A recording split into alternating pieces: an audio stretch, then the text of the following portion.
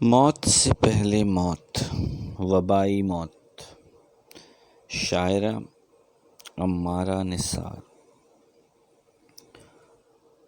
ان وبا کے دنوں میں جب بھی گھر سے نکلا بہت احتیاط کے ساتھ، لیکن پھر بھی اس جان لیوا وبا نے مجھے آ لیا۔ میں اپنے گھر کے ایک کمرے میں قرنطینہ ہو گیا۔ ضروری تھا۔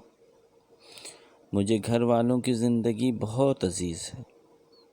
دل کرتا کہ کوئی میرے ساتھ ہو۔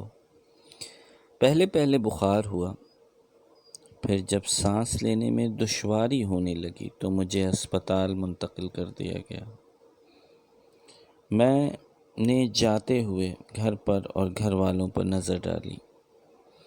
مرض سے پہلے مجھے لگتا تھا مجھے یہ مرض نہیں ہوگا، لیکن ہو گیا۔ پھر مجھے لگا میں گھر میں ہی ٹھیک ہو جاؤں گا، لیکن اب میں ہسپتال جا رہا ہوں۔ اب میرا دل ڈر گیا کہ اگر اس کے بعد میں نے نہیں سوچا اور اپنے گھر کو خالی نظروں سے دیکھا۔ ایک بار پھر ہسپتال کے کمرے کے بستر پر لیٹے ہوئے مجھے 4 دن ہو گئے تھے۔ شروع میں باہر کی دنیا کے بارے میں سوچتا تو دل کرتا یہاں سے فرار ہو جاؤں۔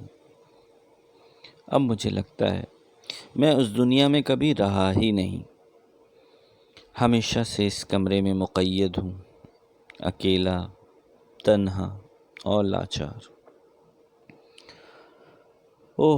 کوئی ڈاکٹر یا نرس آئی ہے؟ نہیں، شاید موت ہے۔ سانس نہیں آ رہا، پتہ نہیں چل رہا آنکھیں بند ہیں یا کمرے میں اندھیرا ہے۔ بیٹی کی آواز کانوں میں گونجی، بابا۔ بیٹی کی آواز، آپ بالکل ٹھیک ہو جائیں گے۔ نہیں، تم جاؤ یہاں سے میرے بچوں، تم اس قید میں نہ آنا۔ ایک آواز اور گونجی، ان کو وینٹیلیٹر پہ منتقل کرو۔ میں چیخا، نہیں، کسی کو بھی میری آواز نہیں جا رہی تھی۔ کتنی تکلیف ہے یہاں۔ اب آج میں مر گیا، لیکن موت ہی نہیں آتی۔ پتہ نہیں بغیر موت کے کب تک موت میں رہنا ہوگا۔ اپنی موت سے پہلے ہی کئی بار اپنی موت دیکھ چکا۔